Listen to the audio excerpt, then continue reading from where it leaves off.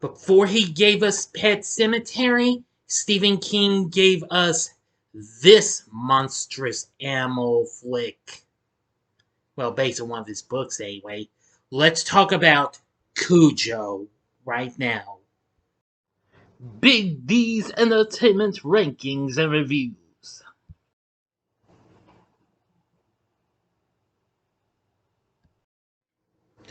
So, greetings, my fellow YouTubers, and welcome to Big D's Entertainment Rankings and Reviews. My name's Doyle, better known to as the Big D, and this time around, I bring to you a review of the 1983 horror flick Cujo. The film, which was originally released by Warner Bros. For the Taft Entertainment Company, based on Stephen King's 1981 novel of the same name, directed by Louis Teague, written by Don Carlos Dunaway, and Barbara Turner using the pen name Lauren Currier. Starring Dee Wallace, Daniel Hugh Kelly, and Danny Pintauro in his debut.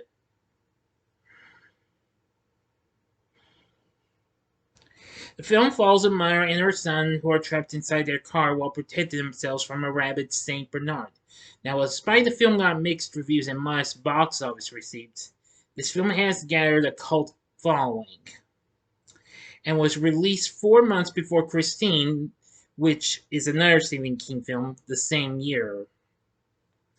Anyway, now let's begin our story. Cujo, a friendly and easygoing Saint Bernard, chases a wild rabbit and inserts his head into a cave where a rabid bat bites him on the nose. Meanwhile, the Trenton family, advertising executive Vic, housewife Donna, and their sensitive young son Tad take their car to the rural home of abusive mechanic Joe Camber, for some repairs, where they meet Cujo, the Camber family's pet, and get along well with him. Donna notices Cujo's big nose, but thinks little of it. Later, Vic and Donna's marriage is tested when Vic learns that Donna is having an affair with her ex-boyfriend from high school, Steve Kemp, while Vic's advertising for a cereal commercial is failing. The early signs of Cujo's infection start to appear, including sensitivity to loud noises and fraying temper, producing soft growls, but no one notices these changes in his behavior. Charity and Brett, Joe's wife and son, leave the house for a week to visit Charity's sister Holly.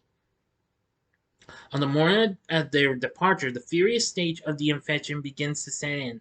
Though Cujo refrains from attacking Brett, he soon goes completely mad and kills the Camber's alcoholic neighbor, Gary Purvier.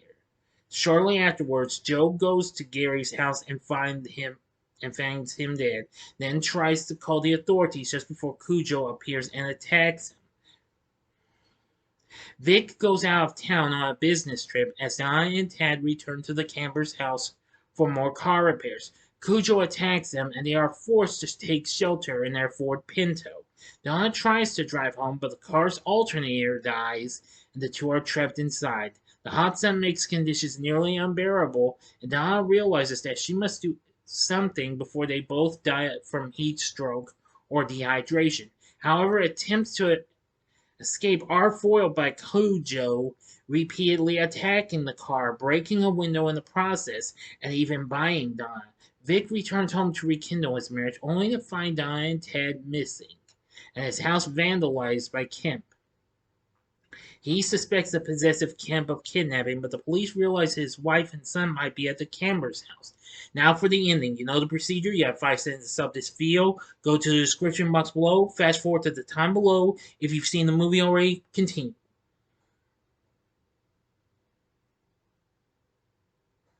Okay, you've been warned.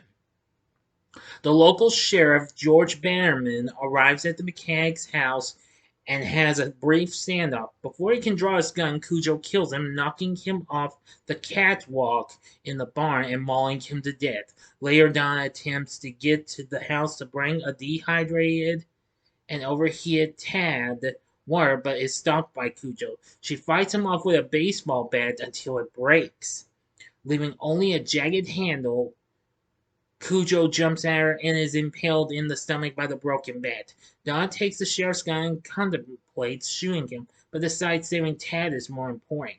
After Donna revives Tad inside the kitchen, Cujo, still alive, breaks through the kitchen window and tries to attack Donna. However, she shoots Cujo dead before Vic arrives and reunites with his family. End of story.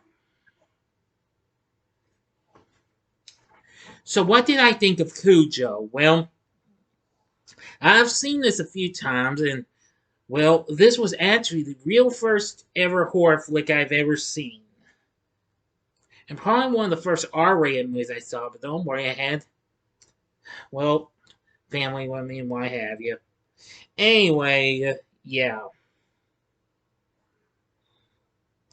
I will say that the film is pretty good and what have you, and I gotta say, it's really, really horrifying. Once Cujo's infection starts, he gets even weirder, worser, and more freakier, creepier, and well, you get the point.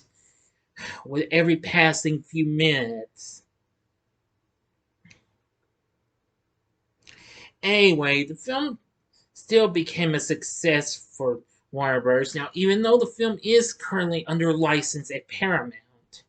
But anyway, the film got released in August of '83, and it went on to make 21 million here in the US, making it the fourth highest grossing horror film behind Jaws 3D, Psycho 2, and Twilight Zone the movie. Now, I do agree with one review. It's by no means a horror classic, but it's suspenseful and scary. Yes, I do agree. It might not be one of the best Stephen King adaptations, but yes, it is pretty suspenseful, especially when Donna and young Ted get trapped in their car and Cujo's out there ready to attack and what have you. Yeah, really something. But anyway, I thought Cujo was pretty good. The story isn't too bad. Let's see, the score from Charles Bernstein was good too. Now, I do like the performances we got from our cast. Dee Wallace, who the previous year appeared in E.T. the Extraterrestrial, plays Donna. Daniel Hugh Kelly plays Vic. He was good. And young Ted is played by Danny Pintauro in his debut. The following year, he would go on to play. Well, yeah. Hang on, sorry. He'd go on to play Jonathan Bauer on TV's Who's the Boss. Yes, now of course, now at the time he was seen on As the World Turns at the time as Paul Ryan. Now let's see. We also have Christopher Stone as Steve Kemp, Ed Lauter as Joe Camber, Kalani Lee as Charity Camber, and Billy Jacoby as Brett Camber, who I've seen Billy in several 80s TV shows and what have you. And of course he recently played Curtis Taylor in another horror flick, and that was Bloody Birthday. But of course, again, I have seen this guy on several shows. Let's see, Silver Spoons, for example, where he played Brad Langford in the final two seasons of that show, yes. So anyway, yep. So, they were pretty good. So, but anyway, this is just one terrifying animal flick and what have you. Though I really do say the story's pretty good, but I do like the suspense and thrills and what have you. The cast is really good. The ranching isn't too bad. The score's not too bad. So overall, would I recommend Cujo? Well, I'd say, yeah, sure, go ahead. Give it a try. If you are a die-hard Stephen King fan, then I think you might enjoy this. But if you're not quite sure you're gonna be too thrilled with a killer animal flick or what have you, and you found this, then give it a one-time watch. That's only just in case. But anyway, I still say give it a chance. So anyway, what are your thoughts on Cujo? Let me know in the comments section below. If you like this video, click the like button, subscribe, and be a part of the Big D Nation. And join me next time when I bring to you a review of the horror classic, well, sci-fi horror classic, The Invisible Man.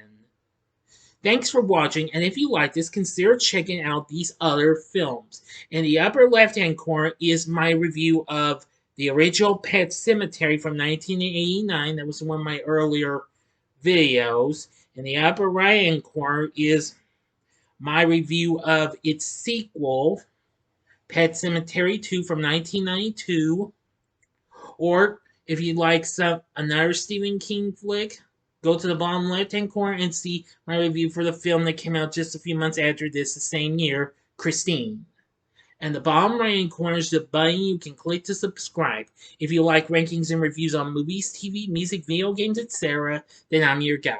Thanks for watching. Until next time, I'm the Big D saying, see ya.